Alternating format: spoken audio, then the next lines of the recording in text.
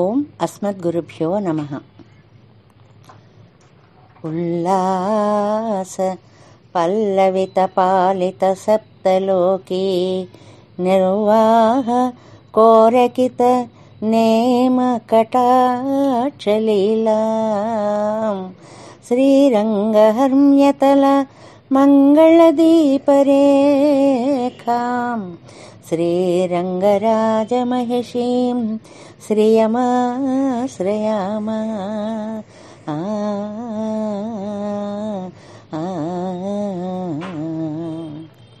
ప్రియ భగవద్బంధువులారా, శ్రీగుణరత్నకోశంలో ప్రవేశించే ముందుగా మనం శ్రీ సూక్తంలోని 7వ సూక్తాన్ని శ్రవణం చేద్దాం.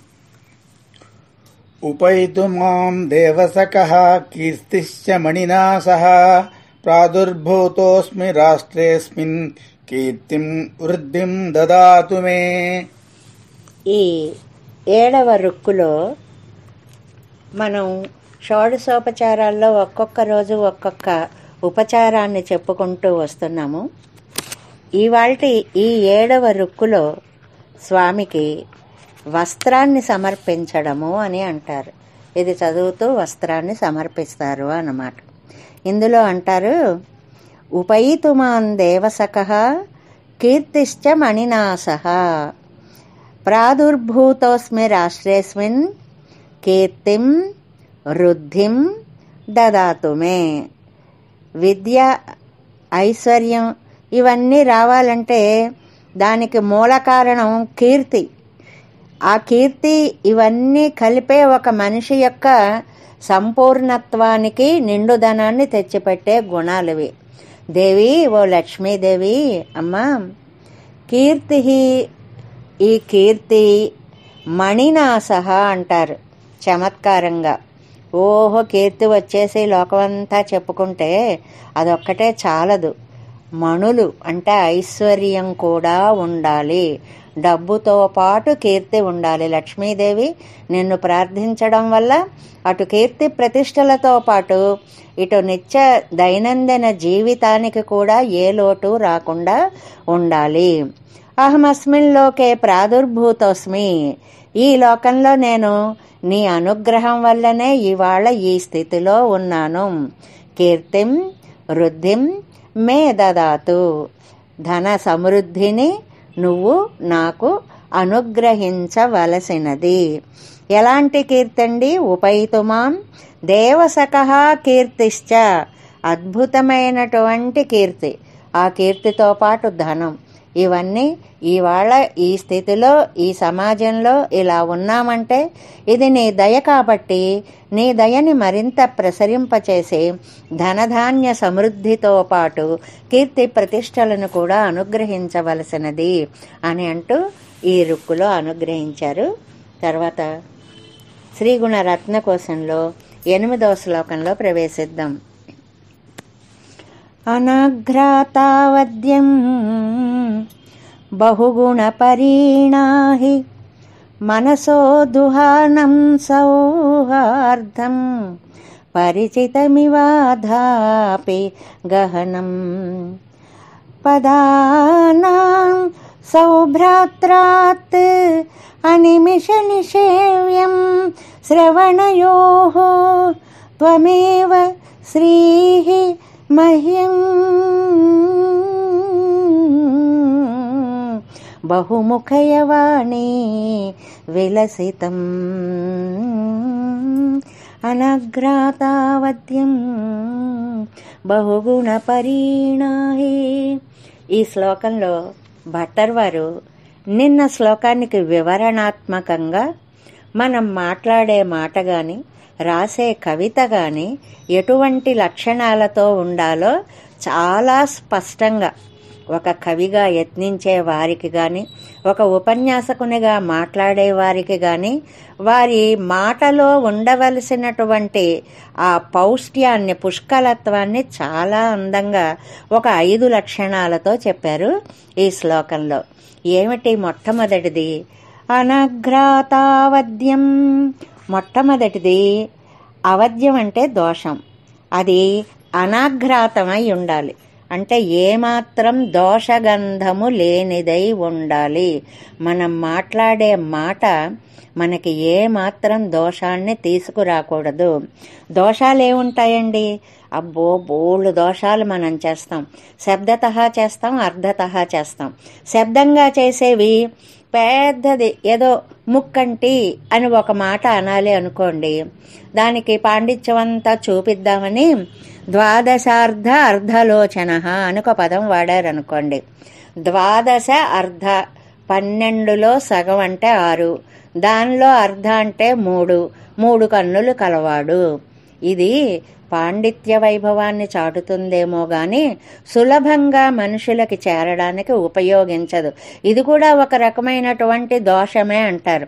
ఉత్కృష్టమైనటువంటి పదప్రయోగం నారికేళ పాకంలో చేయవచ్చు గాని అది జనాలకి చాలా తేలికగా అర్థమయ్యేలాంటి పరిస్థితిలో ఉండాలి అనేటువంటిది ఒకటి. రెండవది అర్ధదోషాలు అని ఉంటాయి. అర్ధదోషాలు అని అంటే వాటికి చెప్పేటువంటి అర్థాలలో వేరువేరు అర్థాలు స్ఫురించేలాంటి పదాలు వాడకూడదు. అన్నీ మంగళకరమైనటువంటి అర్థాన్నిచ్చే పదాలనే వాడాలి. మూడోది వాక్యదోషాలు అని ఉంటాయి. వాక్యదోషం అంటే ఒక రకంగా మొదలు పెడతాం, ఆ క్రియావాక్యం దగ్గరికి పదం దగ్గరికి వచ్చాడు ఇంకో రకంగా పూర్తవుతుంది. నేను అక్కడికి బయలుదేరానా, అలాగ వెళ్ళి చూశాడన్నమాట అన్నారనుకోండి. ఈ బయలుదేరడం ఏమిటో, వెళ్ళడం ఏమిటో, చూడడం ఏమిటో అన్వయం ఏమాత్రం వాక్య నిర్మాణంలో మనకి కనపడదు. ఇలాంటి దోషాలు ఏవీ లేకుండా ఉండాలి. ఇది నెంబర్ 1. అంటే మొట్టమొదటి గొప్ప లక్షణం కవిత్వానికి గాని వాక్కుకి గాని. రెండవది బహుగుణ పరిణాహి, మంచి గుణాలతో కూడి ఉండాలి అంటారు. ఈ గుణాల గురించి శాస్త్రాలు చాలా చాలా చెప్పాయండి. ఒకటి మాధుర్యం, ఓజం అంటే అతి మధురంగా ఉండడం. అవతల యుద్ధం అనుకోండి, మధురమైన పదార్థాలతో వర్ణిస్తామంటే కుదరదు. అక్కడ కాంతి ప్రధానమైనటువంటి ఓజోగుణం, తీవ్రత ఉండేటువంటి శబ్దజాలాన్ని ప్రయోగించాలి. అలాగే వృత్తులు అని ఉంటాయి. ఇవన్నీ శాస్త్రానికి సంబంధించినవి అనుకోండి. పాకాలు అని ఉంటాయి. వినగానే అర్థమైపోతే ద్రాక్షాపాకం, కొంచెం ప్రయత్నిస్తే అర్థమైతే దాన్ని అరటి పండుతోటి తీసుకున్నట్లుగా వాజిఫలం ఉంటుందే కదళీ పాకం అన్నమాట. ఇంకా తల పగలగొట్టుకున్న అర్థం కాకపోతే దాన్ని నారికేళ పాకం అంటారు. వీటిల్లో ఆయా సందర్భాలను బట్టి ఆయా పాకాలు మనకి తెలిసేలాగా ఉండాలి. అది దోషాలు లేకుండా ఉండాలి. అసలు కావ్య లక్షణాన్ని చెప్పినటువంటి శాస్త్రకారులు కూడా అదోషవు, సగుణవు, సాలంకారవు, శబ్దార్థవు కావ్యం, వాక్యం రసాత్మకం కావ్యం. ఈ వాక్యాన్ని మొత్తాన్ని భట్టర్ వారు ఇవాళ శ్లోకంగా మలి చేసుకున్నారా అనిపిస్తుందన్నమాట. మొదటిది అదోషవు, దోషాలు ఉండకూడదు. అనాఘ్రాత అవద్యం, దోషాలు లేకుండా ఉండాలి. కొంచెం మనసు పెట్టి ఆ లక్షణాలు ఈ లక్షణాలు సమన్వయించుకోగలిగితే ఇంత అందంగా చెప్తారా ఒక శ్లోకాన్ని అనిపిస్తుందన్నమాట. తర్వాత బహుగుణ పరిణాహి, గుణాలు ఉండాలి అంటే చెప్పుకున్నాం. మాధుర్యాదులు ఇత్యాదులన్నీ కూడా అంటే వింటే ఆనందాన్ని కలిగించేటువంటివి. అవి అలంకారాలు కావచ్చు, మాధుర్యాది గుణాలు కావచ్చు, ఏవైనా సరే ఒక కావ్యానికి శోభని కలిగించేవిగా ఉంటాయి అని. ఇంకా మూడో గుణం ఉందండి, మనసో దుహానం సౌహార్దం, మనస్సుకి సంపూర్ణమైన రసానందాన్ని కలిగించాలి. అది చదవగానే అబ్బా ఎంత బాగా అన్నారండి ఈ మాటని, అంటే రసిక జన మనోహ్లాదంగా ఉండాలి అంటారు పెద్ద భాషలో చెప్పుకోవాలంటే. ఆనందించే హృదయాలని ఏమాత్రం ఉన్నా గ్రహించగలిగిన హృదయాలకి పారవస్యం కలిగించేటువంటి శక్తిని కలిగించాలి. అలా ఉండాలి కవిత్వం అనేటువంటిది. ఇంకా నాలుగో గుణం చెప్తారు, పరిచితమివ అధాపి గహనం. పరిచితమివ వింటే ఏమిటో అన్నీ తెలిసినట్లే ఉంటాయి, మళ్ళీ చెప్పమంటే ఒక్క ముక్క రాదు. అది తెలిసినట్లే ఉండి తెలియకుండా అర్థాలెన్నో అందులో దాగి ఉంటే దీనికే మనకి సంప్రదాయంలో గురుముఖత నేర్చుకోవాలి అనేవారు. పూర్వం అండి పండిత సభలలో ఉపన్యాసాలకు వెడితే మీ గురువు గారు ఎవరు అని అడిగేవారు. ఫలాని వారి దగ్గర నేర్చుకున్నాం అంటేనే లోపలికి వెళ్ళడానికి అర్హత. అబ్బే లేదండి, నేనే అది చూచి ఇది విని అలా చేసి ఇలా చేసి నేర్చుకున్నాను అంటే రానిచ్చేవారు కాదు. ఎందువల్ల అంటే కొన్ని చదవడం వల్ల వస్తాయి, కొన్ని గురువు చెప్పడం వల్ల వస్తాయి, కొన్ని లోకానుభవం వల్ల వస్తాయి, కొన్ని దేశాటనలు వస్తాయని చెప్పి విద్య ఎలా వస్తుందో మనకి 4 రకాలుగా చెప్తారు. అలాగా గురువు గారే చెప్తే గానీ తెలియని విషయాలు ఉంటాయి కాబట్టి పరిచితమివ తెలిసినట్లే ఉంటాయి. అధ అపి గహనం, కానీ ఏమిటో ఇందులో ఏదో ఉంది గురువు గారిని అడిగి తెలుసుకోవాలి అనిపిస్తుంది అనమాట. అది 4వ లక్షణం. పదానాం సౌభ్రాత్రాత్ అనిమిష నిషేవ్యం శ్రవణయో. ఈ 4వ గుణం ఉందండి. భటర్ వారు చమత్కారంగా ఒక పదం వాడతారు ఇక్కడ. అనిమిష నిషేవ్యం శ్రవణయోహో. అనిమిష నిషేవ్యం అంటే చెవులకి ఒక అనిమిషత్వం, రెప్పపాటు లేనితనం రావాలి అంటారు. చెవులకి రెప్పలు ఉండి పడకుండా ఉండేదాన్ని అనిమిషత్వం. అనిమిషులు అంటే దేవతలండి.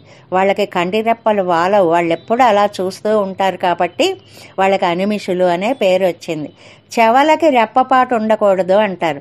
ఏమిటండి ఈ ప్రయోగము అని అంటే, ఏ మాత్రము కూడా అశ్రద్ధ లేకుండా ఏకాగ్రతతోటి వినాలి అనే పదాన్ని ఇంత అందంగా చెప్పచ్చు అనమాట. అనిమిష నిషేవ్యం. ఇది ఒక ప్రతిభా సంపూర్ణమైనటువంటి ప్రయోగానికి ఉదాహరణగా వ్యాఖ్యానాల్లో మనకి అందిస్తారు. అలాగా వాణీ విలసితం మహ్యం త్వం ఏవ బహుముఖయ. అమ్మా, ఇలాంటి వాక్కుని నువ్వే నాకు అనుగ్రహించవలసినది. అంటే మనం మళ్ళీ చెప్పుకుందాం ఒక్కసారి. అందులో దోషాలు ఉండకూడదు, అందులో గుణాలే ఉండాలి, అది మనస్సుని పరవశింపచేసేలా ఉండాలి, అది తెలిసినట్లున్నా తెలియని ఎన్నో అర్థాలని పెద్దల వల్ల తెలుసుకునేలా ఉండాలి. అసలు ఆ పదానాం సౌభ్రాత్రం, ఒక పదం పక్కన ఒక పదం చేరిందంటే అర్థం తెలియక్కర్లేదు, చెవుల్లో పడేటప్పటికే మందస్మిత సుందర వదనారవిందరామ అన్నామనుకోండి, అందులో ఏముందో అర్థం తర్వాత ఆ సున్నాతో ఉన్న దా అలా అలా అలా అలా వినిపిస్తూ ఉంటే చెవులకి ఎంతో మనోహరంగా మధురంగా ఉంటుంది. దాన్ని వాణీ విలసితం, సరస్వతీ విలాసాన్ని నువ్వు నాకు ఇవ్వవలసింది అంటారు. సరస్వతీ కటాక్షాన్ని లక్ష్మీదేవి ఇవ్వడం ఏమిటండి అని అంటే అక్కడ వ్యాఖ్యానంలో చక్కగా చెప్తారు. వాళ్ళ నాన్నగారు చెప్పారు కూరత్తాజ్వనం, భట్టర్ వారు చెప్పారు. సా భారతీ భగవతీ తు యదీయ దాసి. ఆ బ్రహ్మ రుద్ర ఇంద్రాదులతో పాటు వాణి మొదలైనటువంటి వాళ్ళు అందరూ కూడా లక్ష్మీదేవికి దాసులే. కాబట్టి ఆవిడ ఒక ఆర్డర్ వేసిందంటే వీళ్ళందరూ కటాక్షించవలసినదే. కాబట్టి ఇంకా వీళ్ళని పట్టుకోవలసిన, మనకి ప్రధానమంత్రి గారే డైరెక్ట్గా తెలిసి పనులు చేయించుకోగలిగినప్పుడు కింద కింద కింద ఏ సర్పంచులను పట్టుకోవాల్సినటువంటి అవసరం ఉండనట్టే అందరికంటే ఉత్కృష్టరాలైనటువంటి తల్లి ఆవిడే అనుగ్రహించడానికి సమర్థత కలిగి ఉన్నప్పుడు కిందటి వాళ్ళని అందరినీ అడగవలసినటువంటి అవసరము ఏమాత్రము ఉండదు. నువ్వే నాకు ఎలా ఇవ్వాలి? బహుముఖీనంగా ఇవ్వాలంటారు. బహుముఖీనం అంటే అన్ని వైపుల నుంచి సామర్థ్యం రావాలి, పదప్రయోగంలో సామర్థ్యం రావాలి. ఒక మహాకవి పక్కలంక వారు అనుకుంటాను, భావము పూజ్యము రాగములెరుగము భావలయాన్విత భంగిమలెరుగము. భావ రాగలయ భంగిమలెమ్మ. అమ్మ, ఈ 3 కలిసినటువంటి దాన్ని నువ్వు ఇవ్వాల్సినదే అని ప్రార్థిస్తారు. ఎంత అందమైనటువంటి ఆ సమన్వయమో చూడండి. భావం కలవాలి, రాగం కలవాలి, అవి భంగం కలగకుండా ఒక మంచి భంగిమని చేకూర్చేటువంటి దానిగా ఉండాలి అని ప్రార్థించినట్లే బహుముఖాలుగా నువ్వు నాకు ఇవ్వాలి అని అడుగుతారు. ఇందులో మనకి మాట్లాడడం ఏమిటి, అసలు ఒక మనిషిగా ఎలా బ్రతకాలో నేర్పేది ఉత్తమ సాహిత్యము అని అంటారు. ఆ ఉత్తమ సాహిత్యం ఈ శ్రీగుణ రత్నకోశంలో అడుగడుగున ఎలా నడవాలి, ఎలా కూర్చోవాలి, ఎలా మాట్లాడాలి, ఏవి దోషాలున్నాయి అవి ఎందుకు చేయకూడదు. ఎన్ని దోషాలుంటాయండి. 10 మందిలో కూర్చోవడం తెలియని వాళ్ళు ఎంతో మంది ఉంటారు. అక్కర్లేని చోట ఓహో నవ్వేస్తూ ఉంటారు. ఏమండి ఇంకా వాళ్ళేం చెప్పలేదండి అంటే ఓహో చెప్పారనుకుని నవ్వాను అంటే వినడం అవసరం కాదు, వాళ్ళకి నవ్వాలనిపించింది కాబట్టి. వాళ్ళు ఒక సంగీత సభ కడితే ఒక ఆయన తాళం వేసేస్తున్నారు. ఏమిటండి ఇంకా పాడడం మొదలెట్టలేదు, అయ్యో మొదలెడుతున్నారు అనుకుని వేసేసాలండి. ఇవన్నీ కూడా కొంచెం అతిగా కనిపించేటువంటి లక్షణాలు. ఒక నలుగురిలో ఎలా బ్రతకాలి, ఎలా కూర్చోవాలి, ఎలా మాట్లాడాలి, కవిత్వం దాకా వెడితే ఆ కవిత్వానికి ఎన్ని మంచి లక్షణాలు నిండి ఉండాలి.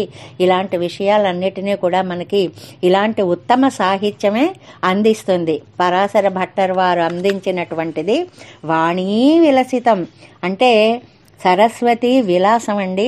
ఇది ఒక జ్ఞాన ద్రవ్యం, కనపడేటువంటి డబ్బే మాత్రం కాదు. అది శ్రోత్రేణ హి తద్విందతే, శ్రోత్రేణ హి తద్విందతే అంటుంది బృహదారణ్యక ఉపనిషత్తు. చెవులతో శ్రద్ధగా వింటేనే అర్థమయ్యేటువంటిది కదా. కాబట్టి మన మాటలకి మనం చక్కటి మాధుర్యాన్ని చేర్చి మన కవితాశక్తిలో దానికి ఉండవలసినటువంటి లక్షణాలన్నిటినీ కూడా జోడించి అది సర్వజన ఆహ్లాదకరంగా ఉండాలి. ఒకటి దోషాలు ఉండకూడదు అంటే దోషాలు లేకపోతే సరిపోదు, గుణాలు ఉండాలి, గుణాలుంటే సరిపోదు.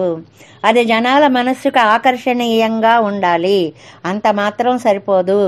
అందులో ఆ పదాలు అతి లాలిత్యంగా మనోహరంగా చక్కగా కూడినవై ఉండాలి.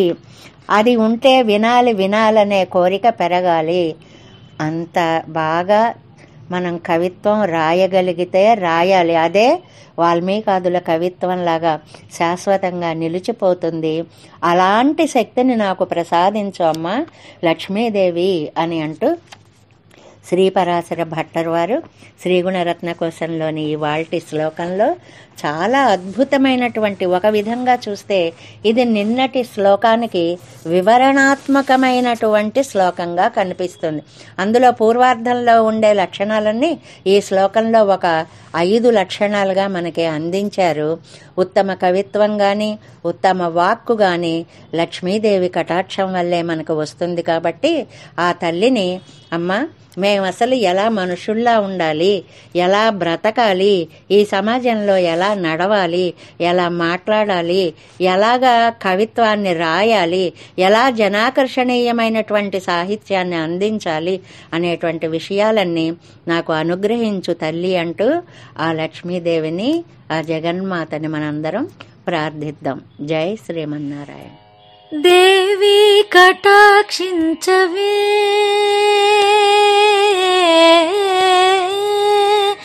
దేవి కటాక్షించవే, ఓ జగన్మాత నా మొరలను ఆలకింపవే, నీ చల్లని చూపు నాపై నిండుగా ప్రసరింపవే, నీ చల్లని చూపు నాపై నిండుగా ప్రసరింపవే, దేవి కటాక్షించవే. దోషమెరుగని కవిత నీయవే,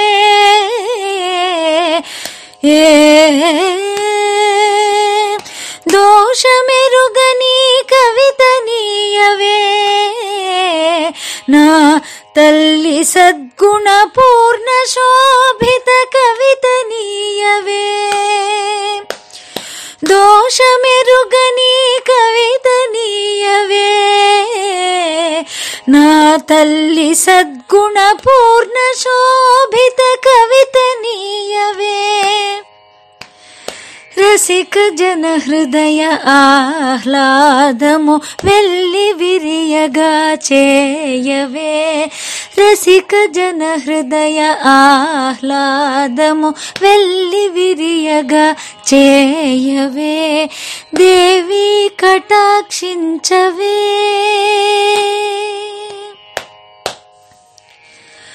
అర్థయుతమో కవిత నీయవే.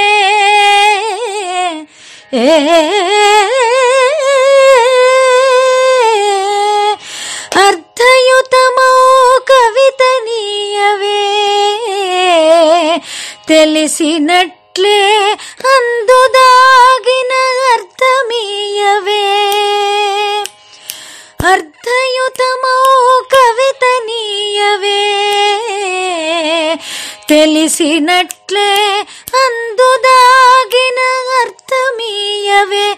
రెప్పలేని చెవుల ముప్పిరి ఆనందము నీయవే. రెప్పలేని చెవుల ముప్పిరి ఆనందము నీయవే. రెప్పలేని చెవుల ముప్పిరి ఆనందము నింపవే.